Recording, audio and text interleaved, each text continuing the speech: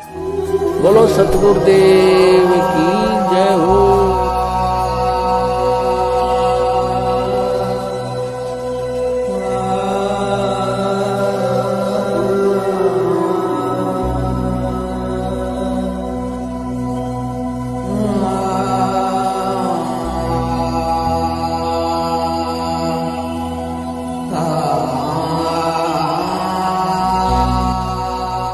हिंदुओं की आस्था के प्रतीक हैं भगवान शिव, और शिव की आस्था, शिव के विश्वास के प्रतीक हम सब हिंदुओं के मन में है शिवलिंग। लेकिन 9वीं और 10वीं शताब्दी में मुगलों के आर्यावर्त और हिंदुस्तान आने के बाद और 16वीं और 17वीं शताब्दी में अंग्रेजों के भारत आने के बाद शिवलिंग को लेकर तरह तरह की बातें समाज में फैलने लगी।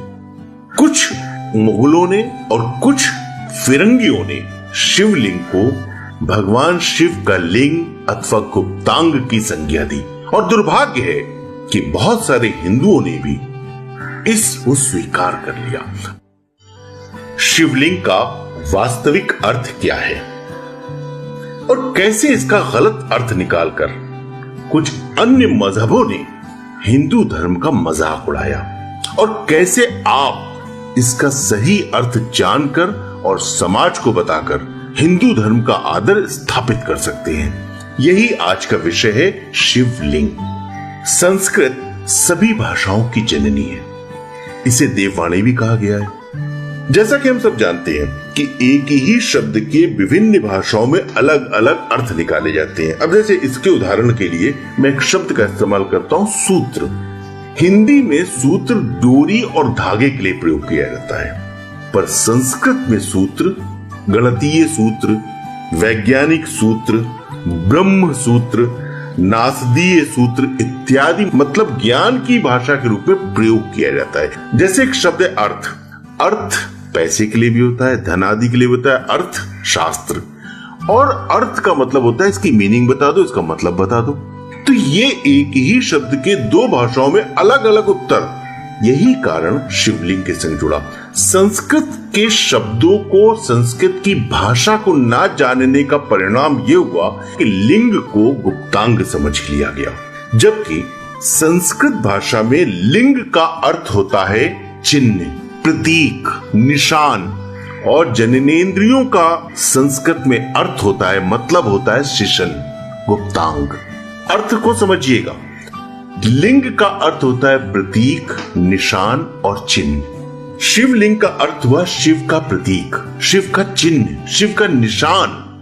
जैसे शिवलिंग है वैसे ही पुरुष लिंग है। पुरुष लिंग का अर्थ हुआ पुरुष का प्रतीक, पुरुष का निशान। अब आपने भाषा व्याकरण को अवश्य पढ़ा होगा। भाषा व्याकरण में एक शब्द आता है स्त्रीलिंग। हिंदी भाषा विज्ञान, हिंदी भाषा व्याकरण में आपने पुल्लिंग और स्त्रीलिंग का प्रयोग अवश्य किया होगा। तो क्या स्त्री का भी लिंग होता है?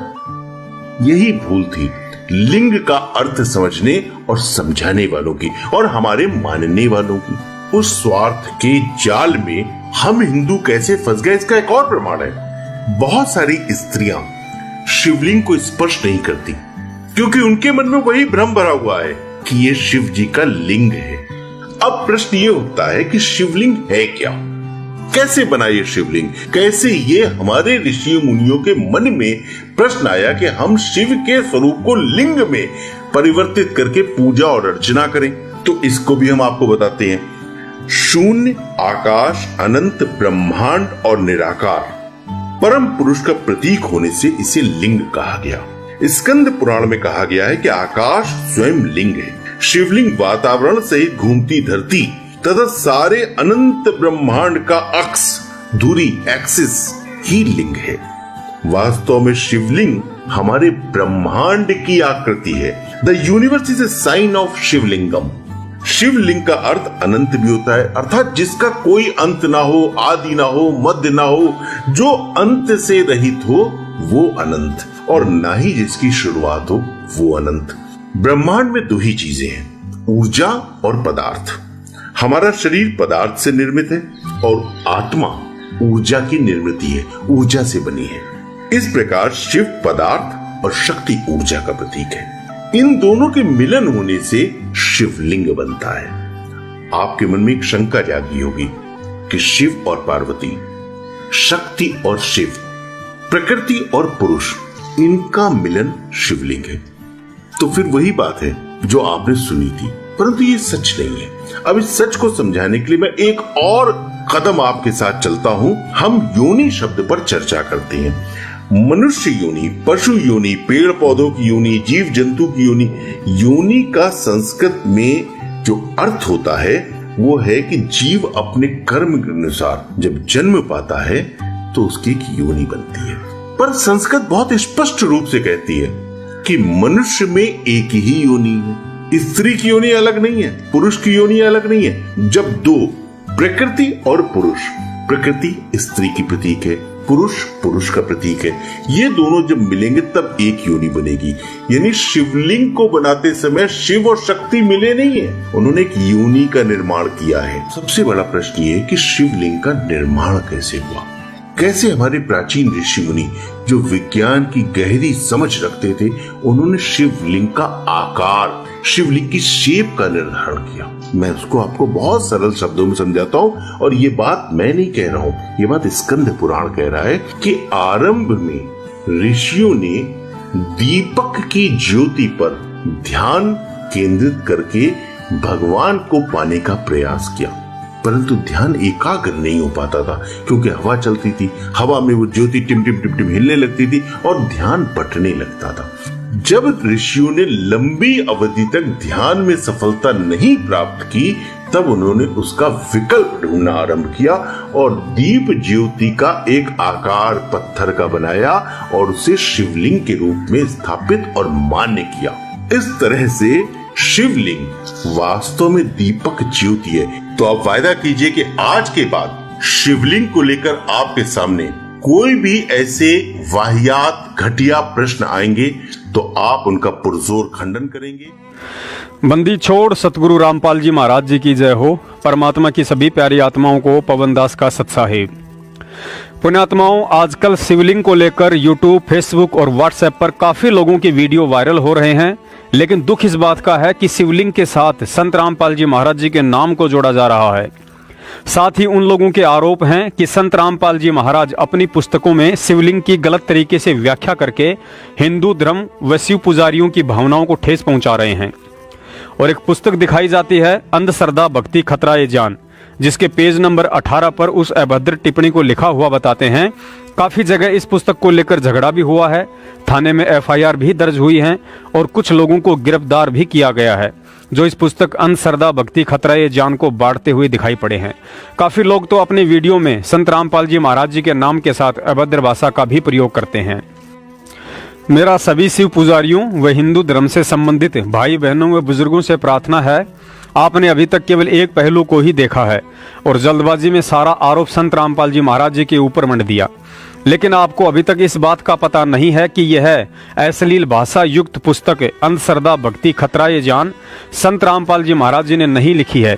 वे तो सन 2014 से हिसार जेल में हैं और उनके जेल जाने के बाद इस तरह की जितनी भी अश्लील भाषा और मिलावटी ज्ञान युक्त पुस्तकें समाज में बांटी और बंटवाई जा रही हैं, उनके जिम्मेदार संत रामपाल जी महाराज जी नहीं बल्कि उन पुस्तकों को बांटने वाले उनके कुछ मूर्ख शिष्य और स्वयं सतलोक आश्रम मैनेजमेंट हरियाणा है, जो काफी लंबे समय से संत रामपाल जी महाराज जी के साथ षड्यंत्र करने के कारण गुरुद्रोही की भूमिका निभाता हुआ बाहर उनके शिष्यों का अपने गुरु के प्रति विश्वास और अंधश्रद्धा का नाजायज फायदा उठा रहा है।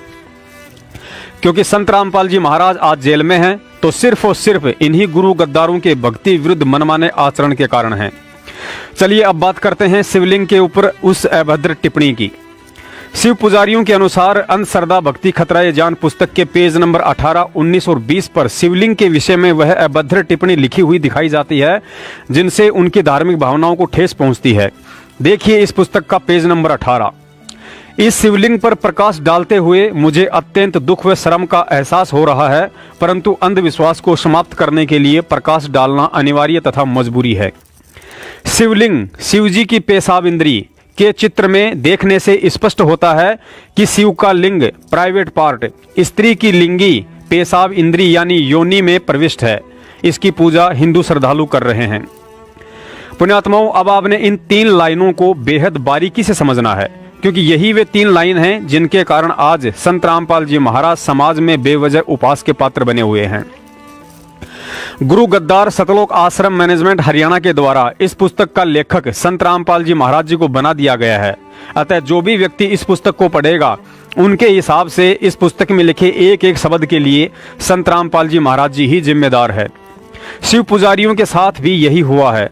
और अब उन 3 लाइनों का अर्थ समझाने के लिए मुझदास को भी कुछ समय के लिए इस पुस्तक का लेखक संत रामपाल जी महाराज जी को ही मानकर चलना पड़ेगा, तभी आप समझ पाओगे और दास समझा पाएगा। चलिए फिर से पढ़ते हैं इन 3 लाइनों को। शिवलिंग, शिव जी की पेशाब इंद्री। पुण्यात्माओं, यहाँ लेखक के द्वारा शिवलिंग के आगे कोष्टक में शिव जी की पेशाब इंद्री लिखने के कारण यह स्वतः ही सिद्ध हो जाता है कि लेखक स्वयं शिवलिंग को शिव जी का लिंग ही समझता है। आगे लिखा है, शिवलिंग शिव जी की पेशाब इंद्री के चित्र में देखने से स्पष्ट होता है कि शिव का लिंग प्राइवेट पार्ट स्त्री की लिंगी पेशाब इंद्री यानी योनि में प्रविष्ट है। पुण्यात्माओं, यहाँ एक बार पुनः लेखक के द्वारा शिवलिंग के आगे कोष्टक में प्राइवेट पार्ट लिखने से यह पुनः सिद्ध होता है कि लेखक वास्तव में शिवलिंग को शिव जी का लिंग अर्थात गुप्तांग ही समझ रहा है। आगे फिर पेज नंबर 19 पर थोड़ा और विवरण लिखा है। अपने लिंग कोष्टक में गुप्तांग की पूजा करने को कह दिया। कहने का मतलब है यहां भी लेखक ने लिंग का अर्थ गुप्तांग को ही बताया है। फिर इसी 19 पेज के थोड़ा और नीचे चलते हैं, जहां लिखा है कि शिव ने जो तेजोमय स्तंभ खड़ा किया था, फिर उस स्तंभ को गुप्त करके पत्थर को अपने लिंग कोष्टक में गुप्तांग का आकार दे दिया और बोला कि इसकी पूजा किया करो। अब आगे लेखक के द्वारा जो उदाहरण दिया गया है उसे भी ध्यान से देखना है। इस तरह की बकवाद तो शरारती बच्चा जो पुराने समय में पशु चराता था वह पाली किया करता था, जो वाद विवाद में अन्य बालक से कहता था कि ले मेरे इस गुप्तांग की धोख मार ले। यहाँ इस अभद्र उदाहरण की अधिक व्याख्या करना उचित नहीं होगा, समझदार को संकेत ही काफी है। आगे पेज नंबर 20 पर भी थोड़ा देख लीजिए। यहाँ भी लेखक के द्वारा शिवलिंग का चित्र बनाकर उसमें स्पष्ट रूप से दर्शाया गया है कि शिवलिंग का मतलब शिव जी का गुप्तांग अर्थात लिंग ही होता है। पुण्यात्माओं, अब हम इस मिलावटी ज्ञानयुक्त पुस्तक को बंद करते हैं और आगे का विवरण समझने की कोशिश करते हैं।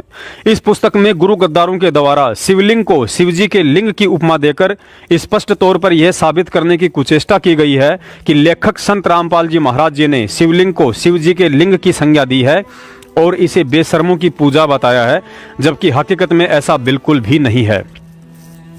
क्योंकि संत रामपाल जी महाराज जी ने अपने 26 साल के आध्यात्मिक इतिहास में चाहे उनका कोई भी सत्संग उठाकर देख लो, उन्होंने कभी भी शिवलिंग को शिव जी के लिंग की उपमा नहीं दी है, बल्कि यही कहा है कि शिवलिंग का मतलब शिव जी का लिंग नहीं होता है। शिवलिंग को शिव जी के लिंग की उपमा तो उन पाखंडी धर्म गुरुओं ने दी है जो हमारे धर्मशास्त्रों में वर्णित शिवलिंग की व्याख्या को ठीक से समझ नहीं पाए। पुण्यात्माओं, दास ने अपनी पिछली वीडियो में भी जिक्र किया था कि जिसका बाप एक है उसकी बात एक और जिसके बाप अनेक हैं उसकी बात अनेक। संत रामपाल जी महाराज जी का आज भी शिवलिंग के ऊपर एक ही सत्संग है, एक ही बात है, और पहले भी एक ही सत्संग और एक ही बात थी।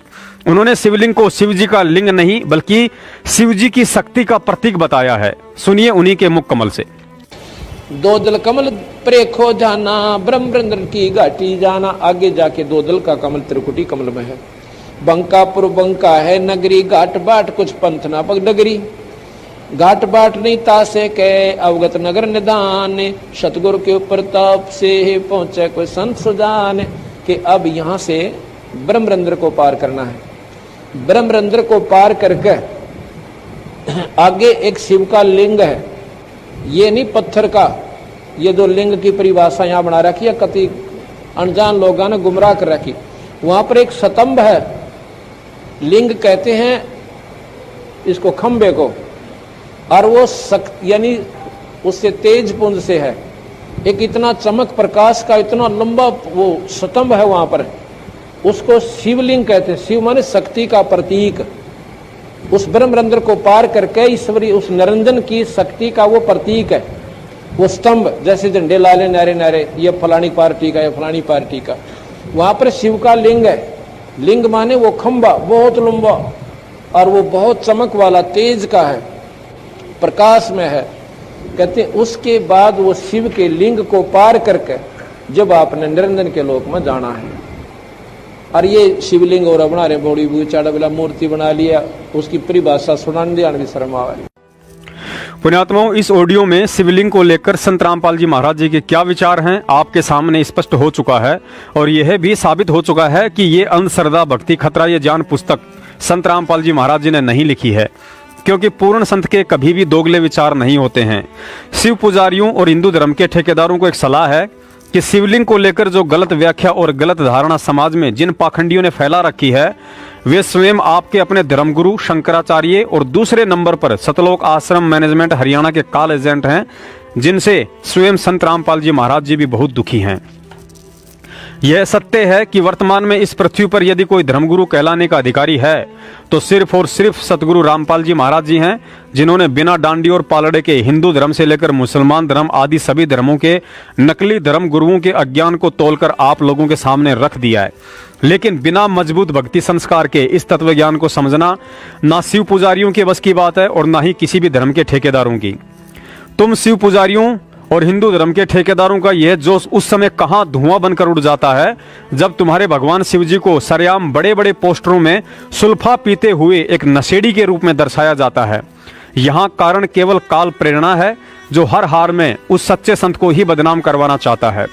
एक तरफ तो काल प्रेरणा से खुद संत रामपाल जी महाराज जी के कुछ मंदबुद्धि भक्तों द्वारा इन मिलावटी पुस्तकों को समाज में बांटना, और फिर दूसरी तरफ वही काल तुम्हें भेज देता है कि जाकर उन पुस्तक बेचने वालों को पकड़ो और इन मिलावटी मुद्दों को उठाकर उस संत को बदनाम करो, ताकि लोग उससे और अधिक नफरत करने लगे।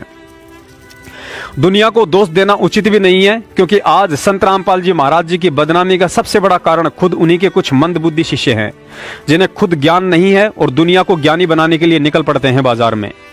इनसे कोई सवाल जवाब कर ले तो ये लोग आग बबूला हो उठते हैं कि कुत्ता बन जाएगा, गधा बन जाएगा, जैसे खुद ने 84 लाख योनियों से मुक्ति पाली हो। पुण्यात्माओं, ये ज्ञान बाजार में बेचने या फेंकने के लिए नहीं है। कबीर परमेश्वर ने धर्मदास जी से कहा था कि धर्मदास कति अधीन दीन हो प्राणी, ताते कहिए यह अकत कहानी। गुरुजी ने भी कई बार सत्संगों में जिक्र किया है कि जो व्यक्ति ज्ञान समझना चाहिए उसी को यह ज्ञान समझाना चाहिए। लेकिन यहाँ मंदबुद्धि भक्तों ने इस पुस्तक को बेचना अपनी सेवा और मैनेजमेंट ने धंधा बना लिया है। कुछ लोग तो स्पेशल मंदिरों में जा जाकर जबरन वहां के पुजारियों के साथ ज्ञान चर्चा के नाम पर बहस करते हैं, उन्हें काल प्रेरणा से जबरन उकसाते हैं ताकि वह पुजारी 2 गाली मुझे और 4 गाली गुरुजी को दे, और आगे उस पुजारी के लिए इस ज्ञान को समझने के सारे रास्ते बंद हो जाएं।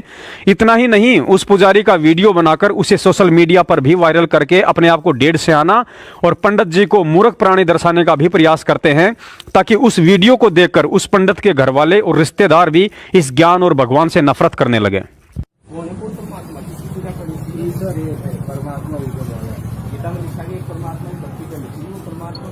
जो जिसका इष्ट हो वो उसी को मानता है। ऐसा तो गीता में नहीं प्रमाण है। गीता भी प्रमाण है, अर्जुन लेकिन अर्जुन ने पूछा कि वो परमात्मा किसी कौन के है? इष्ट देवता माता जी हैं, किसी के भगवान विष्णु है, किसी के ये तो मनमुखी साधना हो गई। हाँ, तो गीता में लिखा जो मनमुखी साधना करता है शास्त्र में छोड़ तो उसकी दुर्गति हो जाती है, ना उसके कार्य सिद्ध होती है, ना गति होती है, ना उसको शांति मिलती है।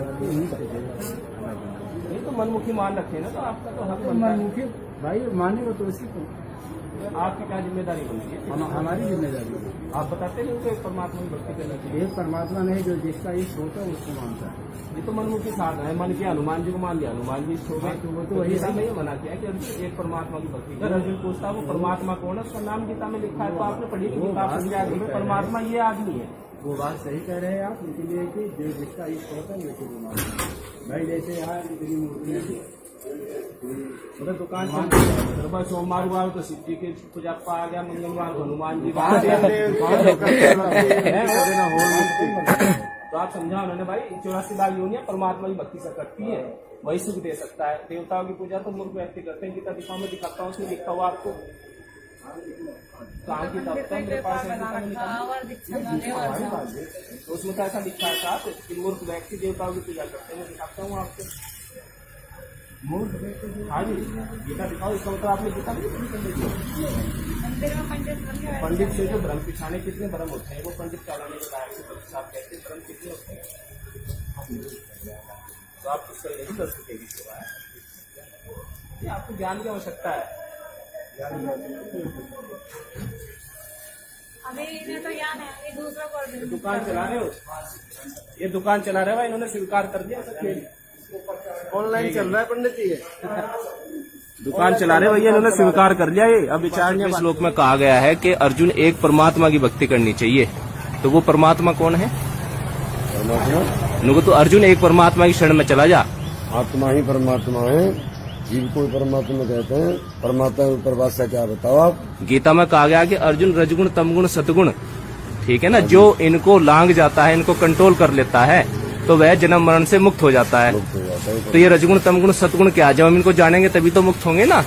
तो ये 3 गुण क्या है? गीता में भाई सब कुछ लिखा हुआ है, बैठे में दिखाता हूँ आपको। है आप बैठे में दिखाता हूँ आपको। ये रजगुण तमगुण सतगुण क्या है?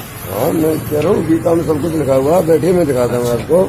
हनुमान जी परमात्मा है या भगत आदमी है? हैं? हनुमान जी परमात्मा है या भगत आदमी है? अवतार हैं, मैं तो भगत हैं, तो अवतार हैं। तो भगत की भक्ति करनी चाहिए भगत को या परमात्मा की? परमात्मा फिर आपने ये बताते नहीं लोगों को, आप बताते हो? बताते हैं। मानते नहीं वो? क्यों नहीं मानते? मानते हैं। मानते हैं? फिर आपने क्यों लगा रखे हैं? परमात्मा की फोटो होनी चाहिए ना। नहीं तो क्या भक्त की फोटो नहीं होती? हैं? बताओ। ये भक्त हुए हैं, वाल्मीकि जी, तुलसीदास जी ने रामायण की ओर चल रही है। और ये भी कौन है लिखी? बताइए, भक्त ने लिखी, भगवान ने लिखी? आप ये बताइए मुझे। लिखी तो भगत में, लेकिन उन्होंने कहा कि परमात्मा की भक्ति करो, अपनी मना किया उन्होंने। ये किसने लिखा है? भक्त ने लिखा है, भगवान ने स्वयं लिखा है? मुझे ये बताओ। लिखेगा तो भगत ही, लेकिन आप तो पूजा करवाते हैं, हनुमान जी पूजा करते हैं लोग। साक्षात भगवान का। कौन से भगवान का अवतार है? कौन से? हनुमान जी। शंकर जी के अवतार हैं। तो शंकर जी कहाँ परमात्मा कौन से शास्त्र में लिख रहा है? गीता में आप उनका नाम दिखाओ। गीता से वो तो अजन्मान आदि अंत नहीं, श्रीमद देवी पुराण में लिखा है, विष्णु जी कह रहे हैं कि माता दुर्गा माता को कि हम तो आपसे पैदा है, मैं ब्रह्मा और विष्णु, हमारा तो जन्म मरण होता है। माता हम नित्य नहीं है, आप ही नित्य हो, हमारा तो जन्म मरण होता है। मैं दिखा दूंगा अभी देवी पुराण में। हाँ देवी पुराण में होगा। अच्छा, तो आपकी मानने देवी पुराण की मानने, देवी पुराण की मानने या आपकी? देवी पुराण की मानने या आपकी बात? देवी पुराण किसने बनाया? साहब भी कहते हैं, उसमें भी लिख रहा है। अरे भाई साहब ये छोड़ो, देवी पुराण किसने बनाया है? आपको किसने बनाया? परमात्मा ने बनाया। ज्ञान देना चाहिए, ज्ञान देना चाहिए। तो बहस नहीं करते भाई। अच्छा। अगर वो ज्ञान देना तो बैठिए, मैं बताता हूँ आपको। चलो बैठेंगे भी। पुण्यात्माओं, हरियाणा की भाषा सबसे अक्खड़ भाषा है। मतलब हर व्यक्ति इस भाषा को पसंद नहीं करता है, लेकिन जब उसी भाषा में सतगुरु रामपाल जी महाराज जी सत्संग करते हैं तो हम भक्तों की आंखों में आंसू आ जाते हैं। क्योंकि इस ज्ञान को यदि आप सामने वाले के सामने आधीन होकर पेश करोगे तो ही वह समझ पाएगा, वरना नहीं। क्योंकि हम भूल जाते हैं कि सामने वाले के सिर पर काल बैठा है, और उस काल भगवान ने जब ज्ञानी ऋषि के रूप में कबीर साहिब जी ब्रह्मा विष्णु महेश जी को समझाने का प्रयास कर रहे थे तो उन्हें नहीं समझने दिया। फिर इन ब्रह्मा विष्णु महेश जी के पुजारियों की तो औकात ही क्या है, और ऊपर से हम उन्हें भड़का देते हैं। बचना है और बचाना अपने भाई बहनों को, मानना उनको प्यार से। देखो यू मार्ग है प्यार का, इसमें धक्का नहीं चलेगा। भगवान का अनुबंध है, उस काल के साथ एक एग्रीमेंट है कि जबरदस्ती ना करना। तो आपने इस फार्मूले को अपनाना है, जबरदस्ती नहीं करना, प्यार से समझाना अवश्य। चाहे कोई गाली दे, आपने बुरा बोले। पुण्यात्माओं, जब तक हम स्वयं इन पुस्तकों में लिखे ज्ञान को समझकर उसी अनुसार अपनी रहनी करनी नहीं करेंगे, उतने आधीन और विनम्र नहीं होंगे, तब तक सामने वाले पर इन पुस्तकों में चाहे कितना ही तत्व ज्ञान छुपा हो, उसका असर नहीं हो सकता है। एक समय एक स्त्री अपने बच्चे को महात्मा गांधी जी के पास लेकर गई और कहा कि महात्मा जी, ये बच्चा बहुत मीठा खाता है, यदि आप इसे मना करोगे तो हो सकता है ये बच्चा मीठा खाना छोड़ दे। महात्मा गांधी जी ने कहा कि बहन, इस बच्चे को आप अगले सप्ताह लेकर आना। एक सप्ताह बाद फिर बच्चे के साथ आश्रम में गई तो महात्मा गांधी जी ने बच्चे से कहा कि बेटा, ज्यादा मीठा खाना अच्छा नहीं है, शरीर कमजोर पड़ जाता है। स्त्री ने कहा कि महात्मा जी, ये शब्द तो आप एक सप्ताह पहले भी बोल सकते थे, फिर आपने यही शब्द कहने के लिए 7 दिन बाद का समय क्यों दिया? तो गांधी जी ने कहा कि बहन, 7 दिन पहले तक तो मैं खुद ही रोज गुड़ खाता था, फिर इस बच्चे को कैसे मना करता, और यदि कर भी देता तो मेरे उन शब्दों का असर इस बच्चे पर नहीं होने वाला था। कबीर परमेश्वर जी भी अपनी वाणी में कहते हैं कि करनी तज कथनी कथै, अज्ञानी दिन रात, और कुकर जूं भोकत फिरे, सुनी सुनाई बात। तो पुण्यात्माओं, फैसला आपके हाथ में है कि आपने खाली भौंकने वाला कुत्ता बनना है या फिर दुनिया को ज्ञानी बनाने से पहले स्वयं ने इस ज्ञान और गुरु की शिक्षाओं पर चलकर भगत बनना है। पुण्यात्माओं, दास ने अपनी पिछली वीडियो में गुरु जी का एक 2 मिनट का वीडियो डाला था, जिसमें गुरुजी कह रहे थे कि प्रथम नाम और सतनाम की तरह सारनाम को टीवी पर सार्वजनिक नहीं करूंगा, प्रथम नाम और सतनाम तक संकेत अवश्य दूंगा, दास ने जब इस सत्संग के आधार से वीडियो बनाकर डाला और कहा कि गुरुजी ने टीवी पर सारनाम देने के लिए मना कर दिया है, तो काफी भगत गुरुजी के इस संकेत को समझ नहीं पाए और मुझ दास को फोन करके कहा कि आप भक्तों को भ्रमित कर रहे हैं। गुरुजी ने इस सत्संग में यह नहीं कहा है कि मैं टीवी पर सारनाम नहीं दूंगा, बल्कि गुरुजी ने तो यह कहा है कि टीवी पर अपने सत्संगों में सारनाम का संकेत नहीं दूंगा। दास का उन भोली आत्माओं से निवेदन है, आप गुरुजी के संकेत को समझने की कोशिश कीजिए कि गुरुजी किस बात के माध्यम से हमें क्या समझाना चाह रहे हैं। यदि आप लोगों के अनुसार गुरुजी केवल सत्संगों में सारनाम का संकेत ना बताने की बात कह रहे हैं, ना कि टीवी पर सारनाम देने की, तो भाई फिर गुरुजी का वह 2014 का सत्संग झूठा पड़ जाता है, जिसमें गुरुजी ने स्पष्ट बोल दिया है कि टीवी पर सारनाम इस दास के सतलोक जाने के बाद देने की व्यवस्था की जाएगी। और तुम भगत लोग कह रहे हो कि गुरुजी ने टीवी पर सारनाम देने के लिए मना नहीं किया है। अब भक्ति तो ये दास कराएगा आपको भगवान की दी हुई। जो सौभाग्यशाली और अच्छी तरह ज्ञान को समझेंगे वो तो सतलोक चले जाएंगे। ये दिक्कत आओगी लास्ट के दिनों में, यानी हजारों वर्ष ये ज्ञान चलेगा, हजारों वर्ष ये साइंस की ये विद्या चलेगी, जो ये टीवी है और ये चिप है, मोबाइल है, इनके माध्यम से ये ज्ञान दिया जाएगा। दास तो चला जाएगा सतलोक, ये 5 तत्वों का शरीर छोड़कर, लेकिन ये इलेक्ट्रॉनिक शरीर रहेगा अभी दास का, ये नूरी शरीर रहेगा। टीवी पर चला करेगा, नाम दिया करेंगे, नाम चलेगा। ऐसे तो फिर सारनाम भी टीवी सीडी से दिया जाएगा, दास के जाने के बाद व्यवस्था की जाएगी। पुण्यात्माओं, इसके अलावा 2014 से पहले जिन जिन आत्माओं को परमात्मा ने सारनाम दिया है, वो टीवी से नहीं बल्कि अपने मुंह से एक एक को दिया है, ना कि 20-25 को बैठाकर एक बार में दिया है। जबकि सारनाम की डीवीडी गुरुजी ने 2005 में ही बना दी थी। इसका मतलब गुरुजी का वह 2014 का सत्संग बिल्कुल सत्य है, जिसमें गुरुजी ने साफ साफ कहा है कि टीवी से सारनाम इस दास के सतलोक जाने के बाद दिया जाएगा। लेकिन रोहतक में तो टीवी के सामने 300 के झुंड को बैठाकर सारनाम दिया जा रहा है। इसका मतलब मैनेजमेंट की डीवीडी में परमात्मा का असली सारनाम नहीं बल्कि फर्जी सारनाम है, जो वर्तमान समय में भक्तों के विश्वास और गुरु के प्रति आस्था की परीक्षा के लिए गुरुजी ने इन काल एजेंटों के हाथों में सौंपा था।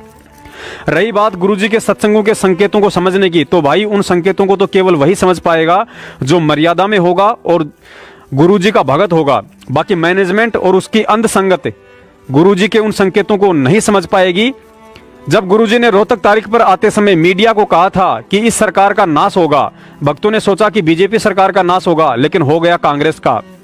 हम सत्सेवकों ने उस समय भी बहुत समझाया था कि भाई संत के संकेत को समझने की कोशिश करो, संतों का किसी से कोई वैर भाव नहीं होता है, लेकिन आप लोग नहीं समझ पाए। अतः अब आप मूल्यांकन स्वयं ही कर लो कि आप कितने पानी में हो। बंदी छोड़ सतगुरु रामपाल जी महाराज जी की जय हो। सत साहिब।